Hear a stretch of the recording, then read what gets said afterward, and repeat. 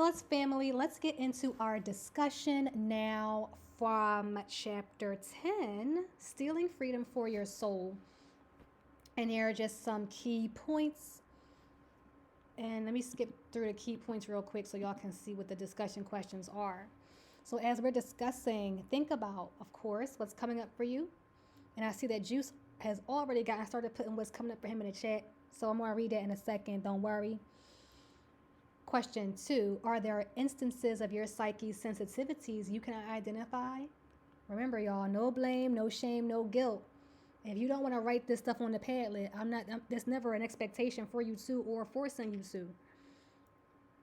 But you definitely copy these discussion questions down for yourself and think about it for yourself. I mean, if you feel like it can help you sort through some of your stuff. No blame, no shame, no guilt.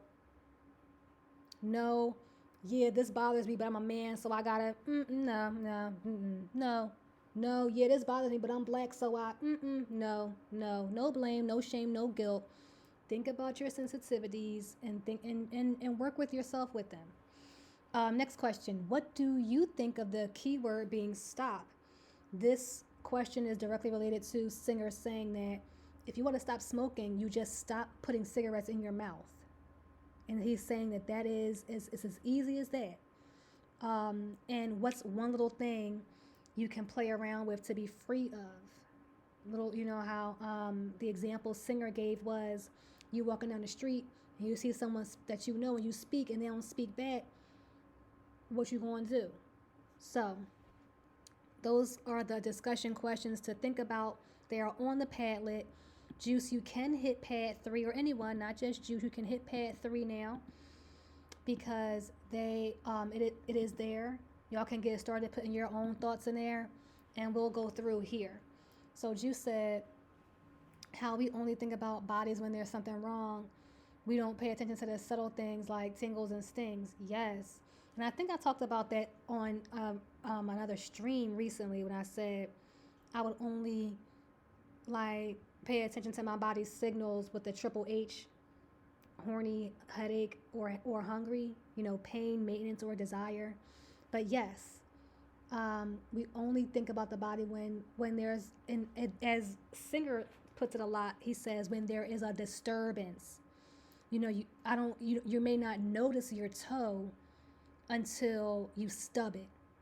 Like you might, bump it against the bottom of the couch or the wall or something, and then you might notice you bring awareness to your toe, or your mind brings awareness to your toe because there was a disturbance caused there. And when I say disturbance, let me bust that pinata open. And I don't think I just mean disturbance as in like something being wrong, but even like a little itch on the skin of your pinky toe could be considered a disturbance that calls your attention away from whatever it was you're doing. Because what do you go do immediately? You start to go scratch it. I used to play a game with myself when I started to take my meditation practice even more seriously. I started to play a game with myself where if I was in meditation and I felt like an itch on my nose, or like in those random places, like an itch on my nose or like on my toe, I would don't scratch it.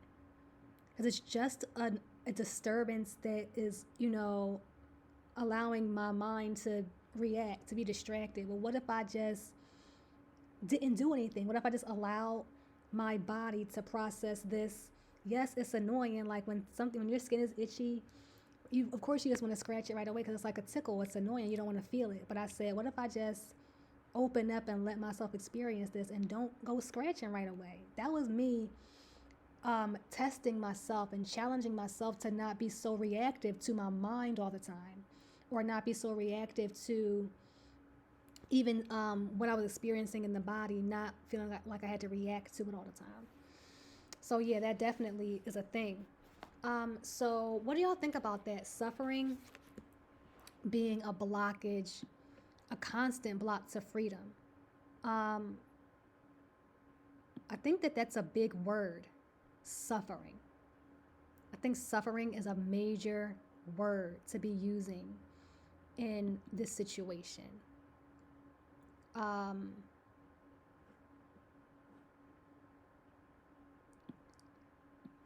But I see why he uses that word suffer, because it's an ongoing thing. If it's constant, then yeah, then that's suffering. I told a friend the other day, they told me they were terrible at something. And I said, oh, if you want to get better at it, then focus your energy on getting better at it. But don't focus your energy on telling yourself that you are terrible at it, because that's just unnecessary suffering that you're putting on yourself by identifying as being terrible at a thing. If you want to get better at it, and if it's important to you, then focus your energy on learning what to do to get better at that thing. But if it's not important to you, then why waste time being terrible at it? Why waste energy identifying with being terrible at something that don't even matter? That's unnecessary suffering. So don't do that. The psyche bears the heavy responsibility of emotional protection, and I think that this might vary. I think that I could say that I can see where this was a major theme in my life, especially in middle school and high school. You know what I mean? Because it was just like really weird with like teenage shit. But does anyone have any experience with that? Or does anyone want to talk about their experiences with the way that the psyche is like tasked with emotional protection? I think sometimes, yeah, I'll say it does come out sometimes, like in chat rooms, like when we're here on Twitch. I ain't gonna lie to y'all, like I have a sarcastic sense of humor. And a lot of times the sarcasm is interpreted as I'm being rude. But really I'm being really, really funny. To me at least. I think it's fucking hilarious. Excuse my language. But so there are many things that I don't type in the chat when people are like, when something happens and people are joking, because I second guess and I say, Joy, they going to think you're a bitch. So don't say that. Even though I'm not meaning it to be rude, but I just know that the way that my humor comes across, people take me seriously. Ask Juice. I'll say something and I'm being really, really serious, and he'll think that it's hilarious. And then when I say something being funny, like I'm telling a joke, and he's like, damn, City, and I'm like, what? It's a joke. So I am in this moment saying that out loud and recognizing that, yes, I do still do that. I do still hold back and not say like, and not add what I think would be like a super hilarious punchline, because I feel like the sarcasm factor is so thick that it might be offensive. And I am not the only person who is this way. A lot of people who have prominent Taurus placements have this going on. Like, you know my homie Ochi from Luxembourg, is he still alive right now? No, he rated out already, but it is late where he lives. But he's also a Taurus, and like on his page, like on his description, let me see if I can find it.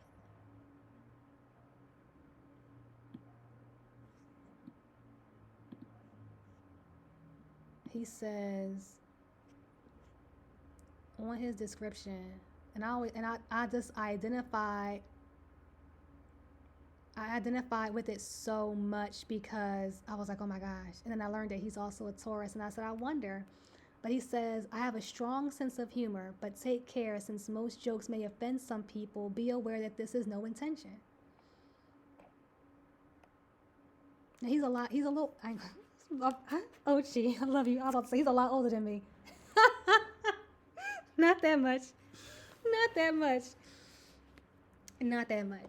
But I'm gonna say he has a little more experience dealing with people, and was able to articulate that about himself. Like, yeah, like my sense of humor might be a little bit off the cuff sometimes, and I know that it might be offensive to people, but I don't mean that. So yeah.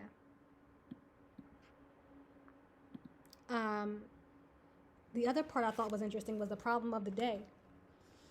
The problem of the day, that was literally how I experienced a lot of high school, and from the perspective of like the books and like entertainment I was consuming, because there was always a problem of the day. Oh, the cheerleading uniforms didn't get dry clean. Oh, we can't find the pom poms. Oh, someone didn't order the bus. We need to go to the away game. Oh, I can't find my boyfriend. Oh, someone else found my boyfriend talking to another girl. Oh, I didn't study for the test. I'm going to fail. You know what I mean? Like there was always a freaking problem, and it's like why? Why? Because nothing was that serious. You ain't had no job. The only thing you had to do was go to school and live your life and have fun. Why are you creating all these issues? Girl, relax. Okay? The uniform is going to get clean, and that boy is just a boy. Juice says, I am very sarcastic as well. Really, Juice? It's like, no. I realize that sometimes my sarcasm comes out in a way to tell people to chill, almost coming out in an asshole-ish way, and I live that way, but I'm also realizing it irritates people. So yes, I'm if I may speak freely and candidly, I am one of the people who says like Juice, like this is kind of asshole behavior. I won't call you an asshole. If I do, I apologize. But like I'll say like oh, there go the asshole part coming out. You know what I'm saying? Because he does. Like it's crazy. And sometimes can feel rude. But then I have to check myself and be like, well, why am I allowing myself to be offended by this? Yeah. Mm-hmm. What else we got here? External solutions don't solve internal problems. I love the example that Singer gives to illustrate this point when he says, you feel lonely, so you so you go seek out a relationship or a partner, when the reality is they did not cause the problem of you feeling lonely, but you externalize them to solve the issue of you feeling lonely. The root cause of that issue is that you don't feel whole within yourself. That's some real shit. That is some real rap. And then what ends up happening is where we don't experience the fulfillment in the relationship that we thought we were going to experience, because the fulfillment is not coming from within. So we have to fix our issues internally. That's why City John always says energy first. I start with the energy. If there is a problem, you will not catch me externalizing my energy to solve the problem. You will not find me doing that. Remember, it's a very private and internal thing you do with yourself, okay? But you always go inside and fix the energy first. And then once you do that, you're going to start to see the reflection of that on the outside of your lived experience. The key word being stop. What I wanted to say about the key word is stop. I think that's a very, very strong assertion, especially in the climate that we live in. I do feel like I have an understanding of why he's saying that, because he went on to say, like, don't put the cigarette in your mouth, right? And then he says, don't put the cigarette in your mouth. He said, even if it's like after dinner, don't put it in your mouth. Even if you start feeling anxiety, you just don't put it in your mouth. So what he's saying to you is, you're bypassing the putting the cigarette into your mouth by addressing the reason why you go to put it in your mouth. I always tell people I work with, and I think I recently told you this, Juice, that when you do a fast, all of the things that you be covering up, all the emotions that you use the food to cover up, are going to start to come up. And you have two choices. You can either eat to stuff the emotions back down, or you can continue to fast and allow it to come up. It is going to be uncomfortable, because you are used to, when you start to feel that, it's very intuitive, yo. It's very intuitive. It's habitual at this point. When you start to feel that thing, the restlessness, the boredom, the anxiety, your psyche, your mind starts to tell you that you need to go eat something. That's just, you know what I mean? So what Singer is saying, yeah, you're gonna feel anxious because you're not smoking a cigarette. Deal with the things that's making you feel anxious. And then you will have the empowerment to not put the cigarette in your mouth. I think it's a defensive mechanism of mine. Sometimes I don't articulate myself the way I want to, and sarcasm breaks the ice. Okay, that could be a part of it. Thank you for sharing that. Yes, it is uncomfortable. I do feel uncomfortable when I fast or detox as well, because feelings are coming up. Especially, yes, I live in an apartment building and people are here always cooking something to smell good. Yes. Um, Something else I want to say about that. Yeah, like the situation I'm in right now. Like I don't have like I usually have like a lot of different like I'm used to having a lot of like snackish things to choose from, and like I don't have any of that in here right now. And it's like if I don't have it in here, then I can't eat it. And I have two choices. I can either continue not eating it, or I could go buy it.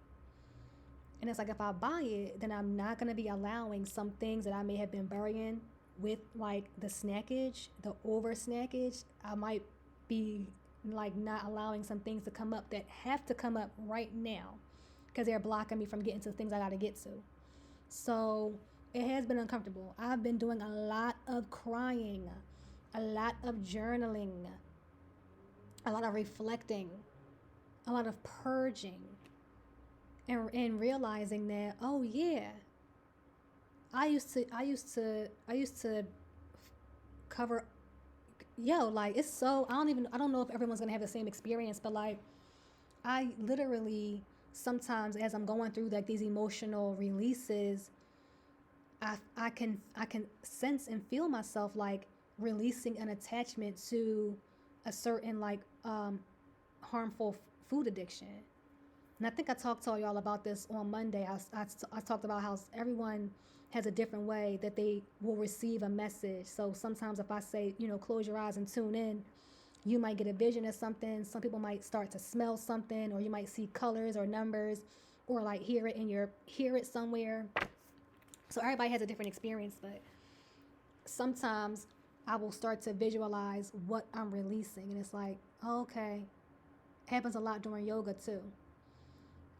There's a scene from the movie Selena. I have seen Selena. I want to see. Did that special come out? Damn, I shouldn't even watch that. There's like a clickbaity. Um, I think it's on TLC or Lifetime. You know how Lifetime and TLC do, and they putting this thing on because the John who did the crime is on. She up for something, so they did a special on her.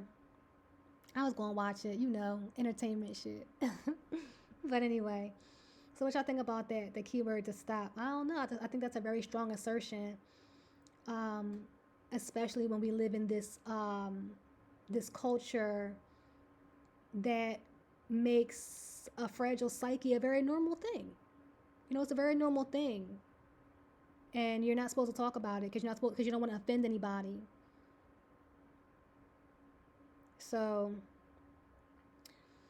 but speaking of body, I told y'all that I was in class before I came on live today, and I'm in another human design training, right? And what we were talking about today was really just a refresher of things that we already, because it was just the first day of training, so it was really a refresher of things that we've already been studying, right?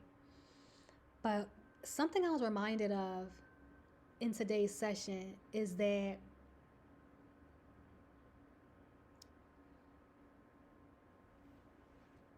this physical body that we have,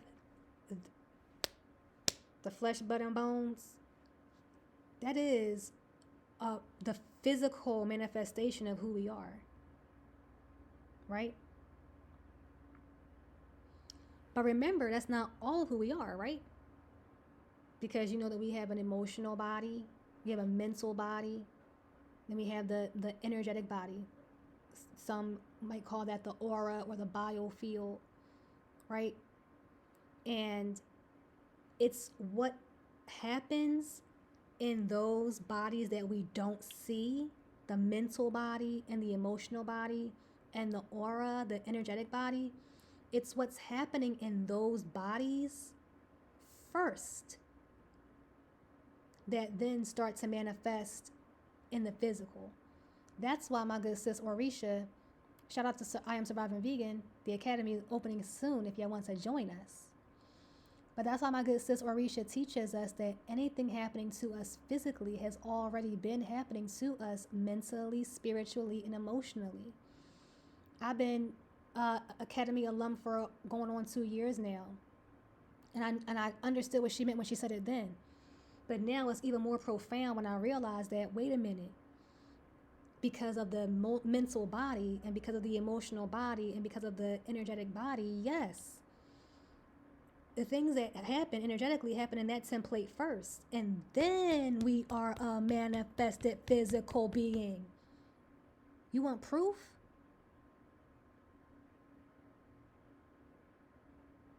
You started as a feeling. You started as an emotion. You started when someone felt that they needed to make love. And then they made you. That's the energy. And as you were being made, cooking in the incubator that we call the womb, there's sounds happening and energy flowing that is growing your body. The energetic bodies are growing the physical body. It takes 9 months. That's the number of completion. See, this is an energetic thing. Everything is energetic. And we've kind of been tricked into thinking that it's like more just like everything physical and everything linear. But yo, it's so much deeper than that. So much deeper than that. Y'all rocking with me for a long time. I'm glad y'all still listening. Let's see. A few more key points, and we have a couple more things to do before we leave. Be quiet enough to notice the mind.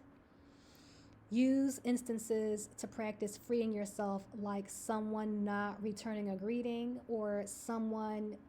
I'm going to say use instances to practice, like someone cutting you off on the road. You can use instances like if you're trying to get over. I don't drive, but I see people get upset about shit like this all the time. Someone don't let you over, whatever. If you are at the light and you kind of like start lunching and the light turn green and then they start beeping at you, practice not reacting. Practice being like, oh, my bad, y'all. You're right. I was out to lunch. And then keep it the fuck moving. That's my suggestion. But also, if someone don't speak, you can practice that too. And the biggest point for me, in order to be free, resist the natural tendency to close around pain. So with that, what I'm getting from that is remember, if I'm experiencing pain in this moment, and it's not because you physically hurt me, like you didn't like punch me or kick me, do anything physical to me, you didn't say anything to me in this moment that was offensive and that caused it, it wasn't like that. But we may something may have happened where you walk by and you don't speak to me, and I'm now like closing up around that. Now in that moment, I have no idea why you didn't speak to me, right? In that present moment, I have no idea. Maybe you didn't hear me.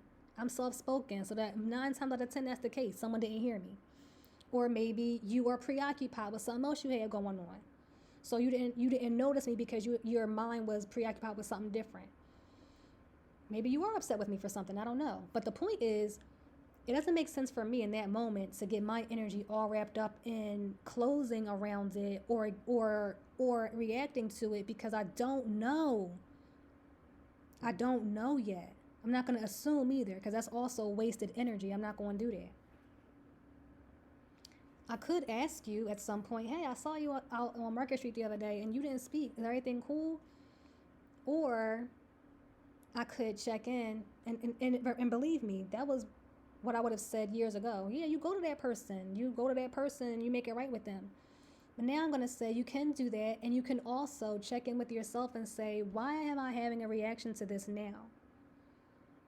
For me, that goes back to when I was a child, I was super small, like a really tiny person, and like really soft spoken. So like I had to do extra things to like feel like I was being noticed. Also, from an energetic perspective, in my human design chart, my throat center is open, meaning it's not defined, meaning that I get energy from the other people around me to my throat center and I amplified it.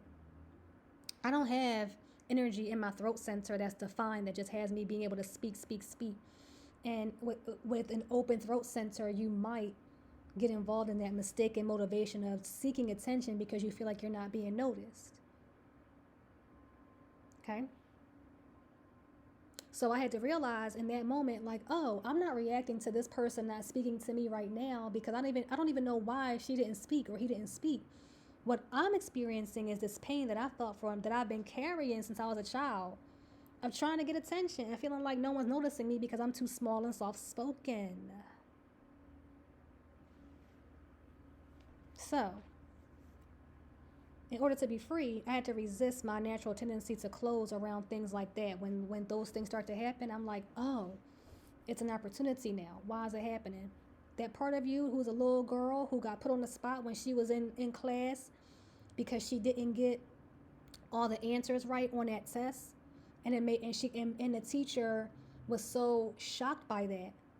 True story. The teacher was so shocked by it because I'm a straight A student and I'm always getting everything right, but I completely bombed on this one. And she was so she was so shocked by that she made a big deal out of it. You know, wrote on the paper and everything. And as I'm telling you all the story, I'm checking in and I realize that I don't feel it as strong in my chest anymore, but I forget the note that she wrote on my paper, but it was something like being disappointed or something like that. And when she passed the papers back, and like one of my homies who sat behind me read it and looked at me and was like, you know what I mean, like one of those things. And I was just, y'all, like, it was so damaging to my self-concept because I had built my self-concept up around being this smart, straight A student, super intelligent, always getting straight A's, never, you know what I mean, never fucking up, right? And that was a painful experience for me back then that I didn't allow myself to like properly check and, you know, process. So that came up for me a lot as a college student, as a professional, a young professional in the school system. I had to tell people, I had to tell my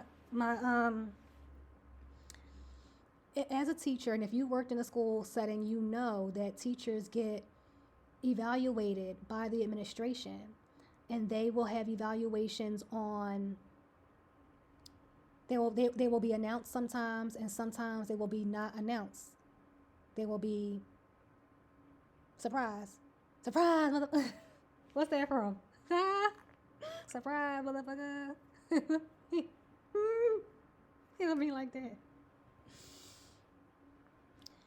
And I am a highly sensitive person, and that really that breeds a lot of anxiety when these suits would just walk up in the room and start observing my classroom and taking notes, and it would knock me right back to that time when I was a student, when someone would scrutinize my performance, saying, you know what I'm saying?